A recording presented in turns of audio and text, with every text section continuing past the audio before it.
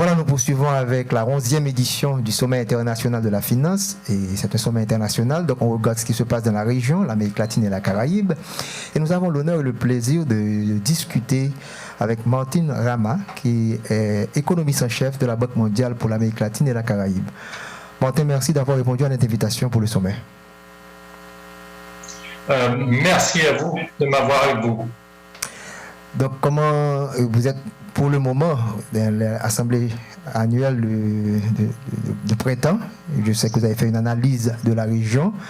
Est-ce que ça a évolué par rapport à la dernière assemblée qui a eu, on se rappelle très bien, en octobre dernier? Quelles sont les perspectives? Comment est la situation au niveau de l'Amérique latine et de la Caraïbe? Le bilan que nous faisons, c'est que la région, dans son ensemble, a eu le coup le plus important de la pandémie de par le monde. Quand il y a un an, la pandémie a éclaté ouvertement, on s'attendait à ce que les pays les plus pauvres, l'Afrique au sud du Sahara, l'Asie du Sud, soient les régions ayant souffert le plus. Mais on s'aperçoit, maintenant qu'un an s'est écoulé, que aussi bien par le nombre de morts que par la chute de l'activité économique, c'est l'Amérique latine et la Caraïbe qui sont le plus frappés. C'est très inégal à l'intérieur de la région. Il y a des pays dont Haïti, où le nombre de morts est très faible, du moins le nombre censé de morts est très faible.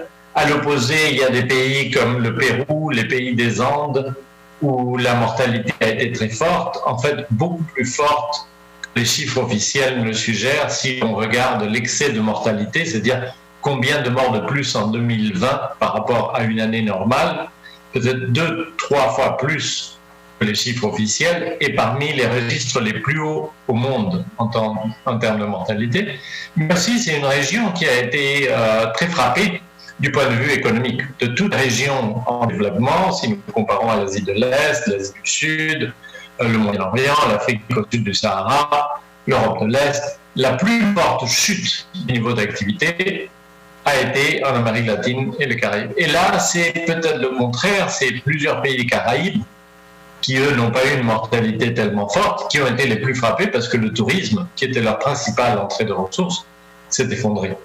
Donc notre bilan au bout d'un an de pandémie et 6 mois après la réunion annuelle du mois d'octobre, c'est que nous sommes dans une région en face d'énormes difficultés pour tenir la route. Aussi, une partie importante de ce bilan, c'est que nous n'en sommes pas sortis du Covid. Les vaccins sont là, c'est un exploit scientifique extraordinaire. Mais il faut que les vaccins puissent être distribués aux populations. Et la plupart des pays en voie de développement, et pour la plupart de l'Amérique latine et les Caraïbes, il y a peu de chances qu'on arrive à vacciner d'une façon qui nous amène à l'immunité de groupe avant la fin de l'année 2021. Donc, on doit se préparer à une deuxième année en vivant avec le Covid. Et les leçons apprises maintenant, et un terme que vous utilisez beaucoup à la Banque mondiale s'appelle la résilience. Comment a-t-on pu ne pas aussi résilient au niveau de la zone de l'Amérique latine et de la Caraïbe par rapport à l'Asie, par rapport à l'Afrique, d'autres pays qui nous ressemblent? Qu'est-ce qui se passe? Pourquoi la Caraïbe a été aussi touchée? Et également l'Amérique latine, je pourrais dire. Oui, il faut dire que nous avons d'énormes secteurs informels. Les confinements ont beaucoup affecté les gens du secteur informel. Dans l'emploi public, dans les secteurs formels, on peut créer des mécanismes plus facilement pour protéger les emplois, pour protéger les revenus pendant la crise. Avec des grands secteurs informels, c'est très difficile. Aussi, la plupart des pays de la région ont des ressources limitées. Pas tous, il y a des pays comme le Chili, le Pérou, la Colombie qui avaient de l'espace fiscal, c'est-à-dire le gouvernement pouvait dépenser pour aider les populations. Des pays comme le Brésil où le gouvernement s'est endetté fortement pour mettre en place des transferts très importants. Dans le cas du Brésil, nous avons même une chute de la pauvreté au milieu de la pandémie, tellement les transferts ont été généreux. Mais le problème, c'est que c'est des dépenses qui, dans certains pays, n'ont pas eu lieu, Et dans les pays où elles ont eu lieu, elles ne sont pas forcément soutenables pendant très longtemps. Parce qu'en moyenne, l'Amérique latine s'est endettée de 10 points du PIB pour soutenir ces politiques qui ont marché à moitié suivant les pays. On a une croissance de la pauvreté dans beaucoup de pays. Nous avons commencé la lutte contre le Covid comme si c'était une course de 100 mètres, et il s'avère de plus en plus que c'est un marathon. Et on ne peut pas courir un marathon comme on court une course de 100 mètres. Donc cela crée beaucoup de difficultés. En Asie de l'Est, par exemple, les pays ont été très efficaces à combattre la pandémie. Ils ont dû fermer les frontières, comme ça ils ne sont pas infectés à nouveau, mais à l'intérieur de frontières, l'activité économique continue normalement. D'une certaine façon, c'est aussi ce qui s'est passé, ce qui s'est produit à Haïti. À Haïti, la pandémie a été un choc relativement mineur par rapport aux autres problèmes du pays. L'activité économique, plus ou moins, a continué comme avant. Les problèmes sont les mêmes qu'avant, mais la pandémie a été un choc mineur. Dans d'autres pays, le fait qu'on a fait parmi les confinements les plus longs de tout le monde, où on a gardé les gens enfermés sans pouvoir sortir, a créé des situations économiques très difficiles à gérer. J'ai bien aimé les caractéristiques que vous avez fait ressortir. Et là, le premier point, l'informalité. Donc, ça représente un mal pour une économie. Il faudra que, au niveau de la zone, qu'on puisse formaliser beaucoup plus l'économie. Ça dépend effectivement du pays. L'Amérique latine et les Caraïbes sont beaucoup plus informels dans l'ensemble qu'on pourrait imaginer pour des pays à ce niveau de développement. L'Amérique latine est une région de classe moyenne du monde, disons. Et nos efforts pour formaliser n'ont pas été très efficaces, puisque en général, ce qu'on a fait, c'est mettre plus de poids sur plus de coûts sur ceux qui formalisent l'activité, ce qui fait qu'il y a moins d'entreprises qui veulent payer ces coûts. Et la base qui paie les impôts est très petite. Et plus on ajoute des services sociaux et autres, plus la charge sur ce groupe est forte. Par contre, ce que la pandémie nous offre, dans certains pays au moins, c'est la perspective d'utiliser la digitalisation pour accroître la formalisation. Dans beaucoup de pays, nous avons appris à fonctionner, au moins pour certains secteurs, à distance, comme nous sommes en train de le faire maintenant. Nous sommes en train d'avoir une conversation alors que nous sommes à des milliers de kilomètres de distance. Il y a beaucoup d'activités pour lesquelles les plateformes informatiques sont devenues extrêmement importantes, y compris pour l'emploi. Il y a plein de gens qui travaillent dans la livraison avec des petites motos sur des plateformes électroniques. Si on était déterminé, on pourrait utiliser cette pénétration rapide des outils informatiques pour accroître la formalisation, parce qu'une fois qu'on travaille sur une plateforme électronique, il est possible de savoir combien d'heures les gens travaillent, combien ils gagnent, donc avoir des cotisations à la sécurité sociale qui sont proportionnelles.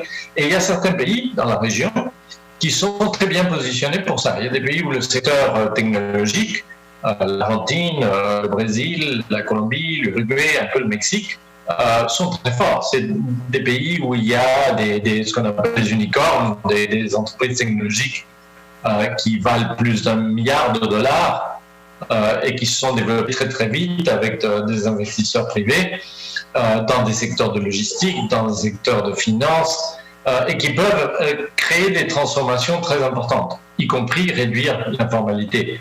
Mais il faudra avoir les politiques économiques en place pour saisir cette opportunité. Deuxième facteur que vous avez souligné, c'est particulièrement l'espace fiscal. Donc, est-ce que les pays, les responsables doivent penser aux moments difficiles? Est-ce que on peut demander à un pays comme Haïti également, où l'espace fiscal est tellement faible, comment doit-on préparer les chocs que nous allons connaître au niveau de la zone lorsqu'il va y avoir d'autres chocs, et quelle prudence, quelle discipline fiscale qu'il faudrait avoir? C'est une très bonne question, Monsieur Pedro. Nous avons des contraintes très fortes. Évidemment, l'idéal, ce serait de pouvoir rééchelonner les dettes, même restructurer, réduire les dettes, mais c'est très difficile. On fait des efforts, la Banque mondiale y est fortement impliquée, mais obtenir les accords de tous les créanciers pour des solutions de ce genre-là est très difficile. Peut-être un peu moins difficile pour les pays les plus pauvres, comme Haïti, certainement plus difficile pour des pays à revenus moyens, où les créanciers disent « et pourquoi devrions-nous faire cet effort ?» Et si on n'arrive pas à mettre d'accord tous les créanciers, c'est très difficile d'arriver à un accord global. Cela veut dire que pour la plupart des pays, il faut penser à une trajectoire de consolidation fiscale, c'est-à-dire de retour graduel à l'équilibre. Et la question, c'est qu'est-ce qu'on fait ? Est-ce qu'on réduit les dépenses ? Est-ce qu'on accroît les impôts ? Accroître les impôts à un moment où l'emploi est la priorité, c'est très difficile. Donc, du côté de l'impôt, à nouveau, la formalisation que permettent les outils électroniques, l'informatique, est peut-être une solution parce qu'elle élargit la base sans avoir augmenté le taux de l'impôt. Mais côté dépenses, nous avons vu la fragilité des systèmes de santé dans la région, donc il est difficile de couper dans la santé. Nous avons dans beaucoup de pays des enfants qui ne sont pas allés à l'école pendant la moitié de l'année. Il y a du rattrapage à faire. Donc la solution la plus importante, c'est augmenter l'efficacité des dépenses publiques, c'est-à-dire faire autant ou plus avec moins de ressources. Et c'est un chemin de long terme, ça ne se fait pas du jour au lendemain, mais c'est un chemin sur lequel tous les pays de la région devront faire un effort. Il faut reconnaître qu'il y a une relation entre l'informalité et la fiscalité. Plus on est informel, on ne paie pas les impôts, on ne paie pas les taxes, donc c'est difficile de pouvoir donner des services. Là, on pourrait poser le problème de redevabilité, de reddition de comptes. La troisième variable, vous avez souligné l'attention, et la zone est reconnue mondialement, c'est une persistante inégalité. Et là encore, la fiscalité devrait pouvoir résoudre ces problèmes à travers la redistribution. Comment sortir de ce cercle vicieux ? L'inégalité est une des caractéristiques de notre région. C'est pas l'Amérique latine, des parties des Caraïbes sont parmi les pays les plus inégaux de la planète. Et d'une certaine façon, la pandémie amplifie ces inégalités et les amplifie de plusieurs façons. Il y a des gens comme vous, M. Pedre, comme moi, qui pouvons continuer de travailler sur des plateformes électroniques. Il ne se passe rien de grave, même nous devenons plus performants, nous avons plus de flexibilité. Pour beaucoup de gens, ce n'est pas une option. Beaucoup de gens ont été enfermés chez eux, ont perdu leur emploi. Donc, on a probablement une amplification des inégalités. Aussi pour les générations futures, si vous pensez aux enfants qui ne sont pas allés à l'école, les enfants de milieux riches ont certainement pu compenser d'une façon ou d'une autre, enseignement privé, enseignement par informatique. Pour les enfants pauvres, même l'accès à Internet est une contrainte. Donc nous avons une amplification des inégalités. Qu'est-ce qu'on peut faire quand on a des ressources fiscales limitées ? Il faut dire le plus grand moteur d'ascension sociale, c'est l'emploi. Personnellement, j'étais le directeur du rapport du développement mondial. J'ai été responsable de l'édition 2013 qui est sur l'emploi. Les plus grandes réductions de pauvreté, les plus grandes réductions d'inégalité sont liées au travail. Quand il y a de l'emploi, quand l'emploi est rémunérateur, même s'il n'est pas formel, les familles vont beaucoup mieux. Donc, une des priorités reste l'activité économique et l'emploi. En période où réduire les inégalités par le transfert, c'est un défi, c'est ce qui nous reste. Et de ce côté-là, quand même, il y a quelques bonnes nouvelles.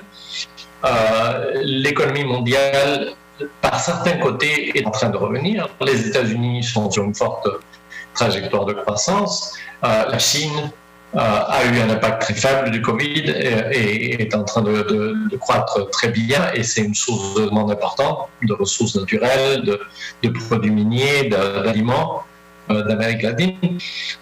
Même pour un pays comme Haïti, les remises des immigrants, des travailleurs immigrés, ont bien tenu, sont même accrues. Pourquoi ? Parce que la plupart des travailleurs immigrés de notre région travaillent aux États-Unis dans des secteurs qui ont continué l'activité, le bâtiment, par exemple, le jardinage, et ils ont aussi bénéficié de la générosité des transferts qui ont été mis en place aux États-Unis. Donc, nous avons plusieurs moteurs du côté des exportations, avec les États-Unis et la Chine qui sont sur une bonne trajectoire dynamique, sur les transferts aux familles à travers de leurs travailleurs à l'étranger, qui permettent de penser que oui, on a des avenues pour essayer de contrer l'inégalité. Mais à nouveau, il faut les bonnes politiques en place pour saisir ces opportunités.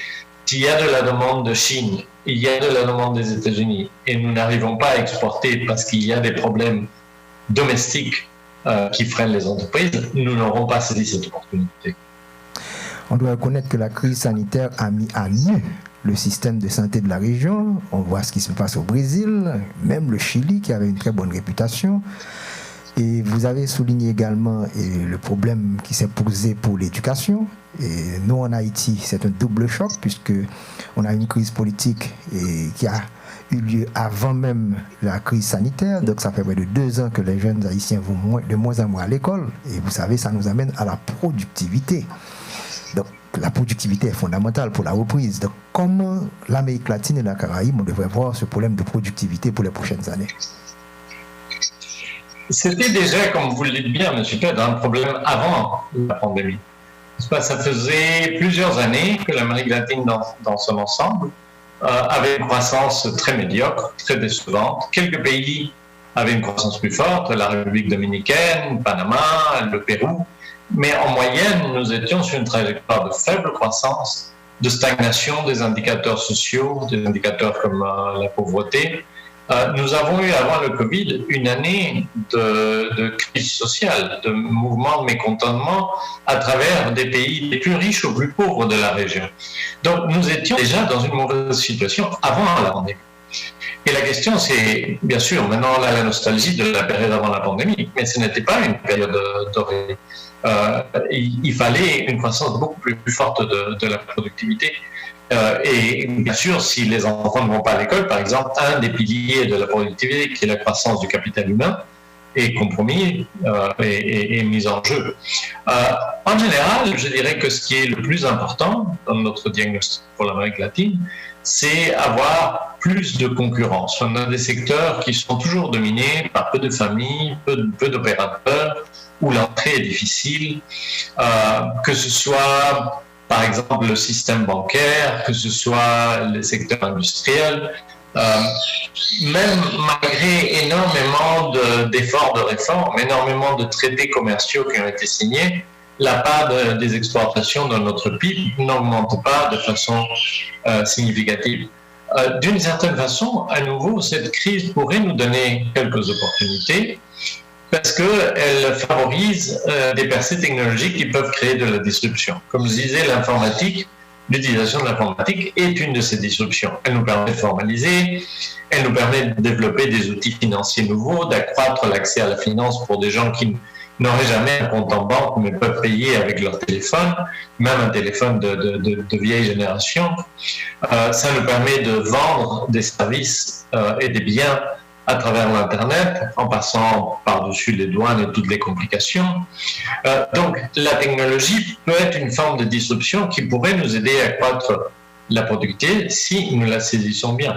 Même chose dans le secteur de l'énergie, où la transition de l'énergie va être si importante pour éviter le réchauffement ou limiter le réchauffement planétaire.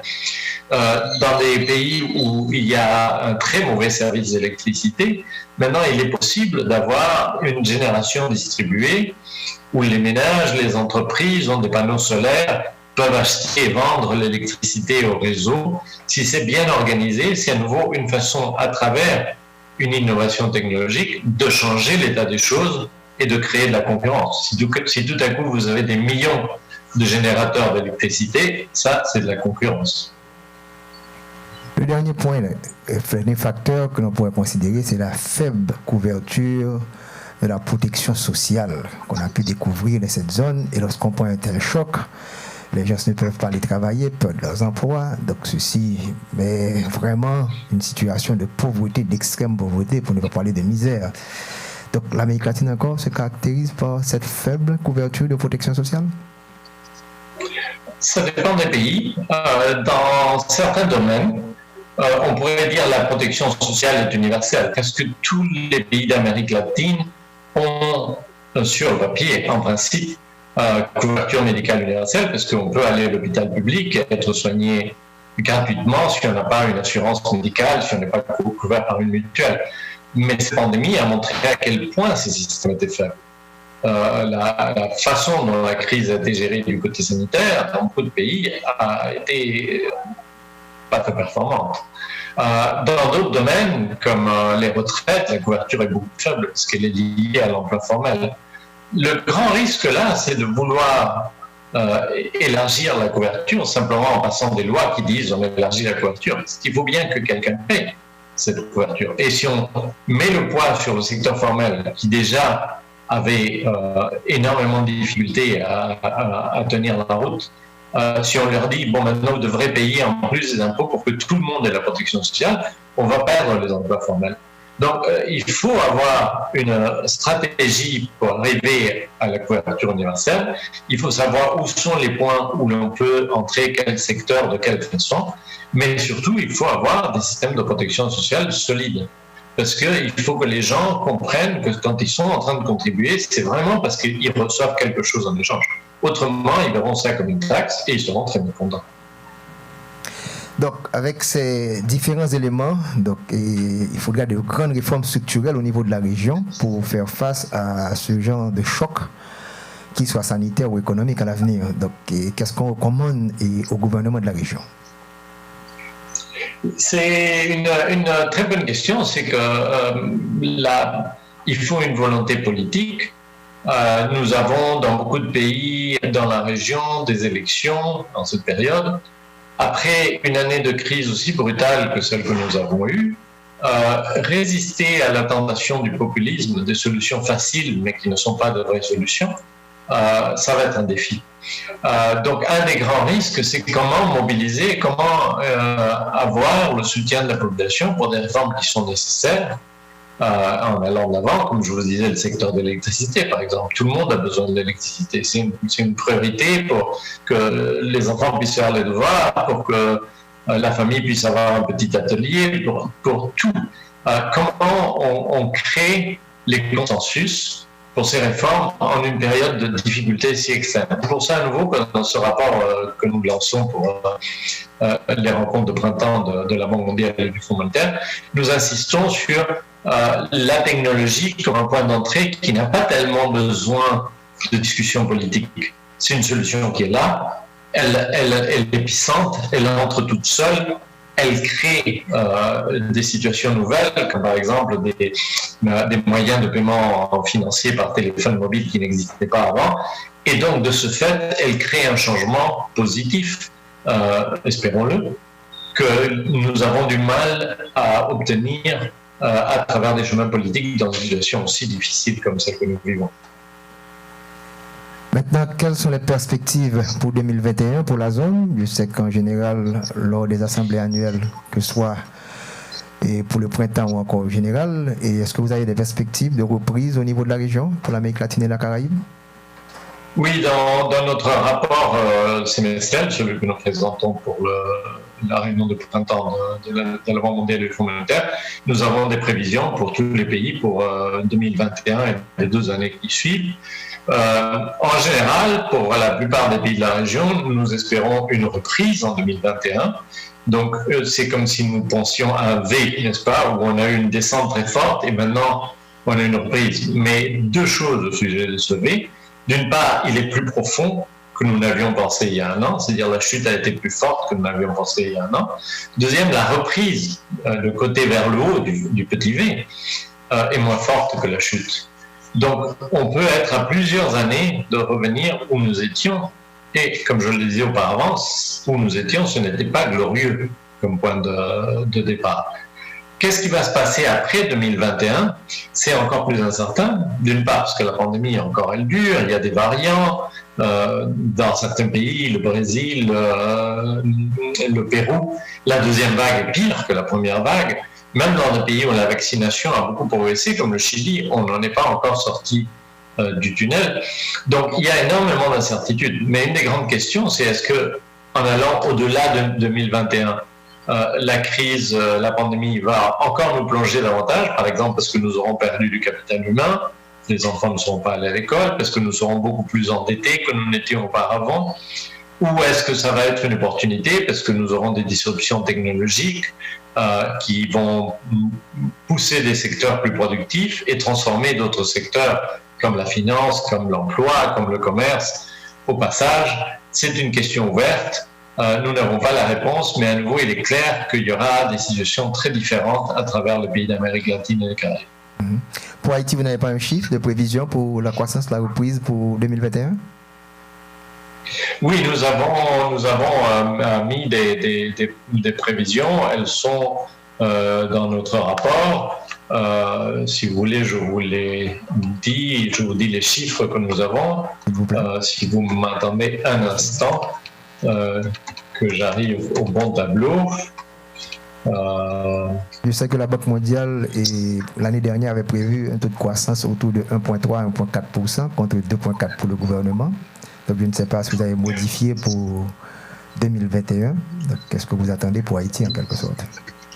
Oui, alors voilà la situation dans le cas d'Haïti, n'est-ce pas? Pour l'année 2020, notre estimation de décroissance du PIB est de 3,4%. C'est une forte décroissance qui vient après une décroissance déjà l'année dernière, mais c'est une plus faible décroissance que dans d'autres pays de la région. Par contre, la reprise 2021, nous voyons encore Haïti essentiellement stagnant, à moins 0,7%, et par la suite, une croissance très faible, 1,5%, 2%, donc à peine de quoi égaliser la croissance démographique. Donc, dans le cas d'Haïti, je dirais, M. Pedre, le problème qui se présente, c'est que c'est un pays qui a des difficultés profondes qui viennent d'avant le Covid. Il n'a pas été frappé aussi fort par le Covid que d'autres pays de la région, mais ces problèmes profonds, ils persistent, ils sont là. Donc vous avez bien dit moins 0,7% pour 2021. Pour 2021, moins 0,7%. Pour terminer, le thème du sommet, c'est le capital humain. Je sais que c'est un concept qui est très cher avec vous à la Banque mondiale. Qu'est-ce qu'on pourrait, du côté de la Banque mondiale, conseiller à Haïti pour que l'on puisse renforcer le capital humain pour les prochaines années? Je pense que le message est le même que partout pour des pays à ce niveau de développement, n'est-ce pas? Différents niveaux de développement, on a des défis différents, mais la couverture universelle de l'enseignement, les mécanismes qui permettent de s'assurer la présence des instituteurs, la qualité de l'enseignement, l'évaluation des résultats de façon à ce que les familles sachent si les enfants sont en train d'apprendre et puissent faire pression si elles ne sont pas satisfaites des résultats. Tout ça, c'est vraiment les priorités, avec un fort accent sur l'égalité de genre, de sexe, n'est-ce pas? Éduquer les filles, c'est très important pour toute société et ça reste aussi une priorité. Souvent, dans les pays les plus pauvres, les filles abandonnent les études plus tôt, elles vont dans des mariages précoces, dans des grossesses précoces. Tout ça n'est pas bon pour l'avenir. Donc des écoles qui fonctionnent, des instituteurs qui sont tenus responsables pour la performance de leurs étudiants et une surveillance de ce qui est appris régulière qui permet de comparer où sont les bonnes écoles, où sont les mauvaises, qui sont les instituteurs qui donnent des résultats avec ceux qui ne le font pas. C'est parmi les priorités, bien sûr. Merci beaucoup, Martin Rama, pour votre participation à la 11e édition du Sommet international de la finance en Haïti. Merci beaucoup, M. Pedre, de m'avoir avec vous. Merci bien. Voilà, chers amis, on poursuit avec le sommet. Beaucoup d'informations. Nous avons été du côté de Washington, D.C. pour recevoir l'économiste en chef de la Banque mondiale qui a fait une bonne lecture pour nous de la zone, les faiblesses, les réformes structurelles nécessaires. On reste en contact puisqu'il va y avoir d'autres panels avec d'autres informations pour l'après-midi.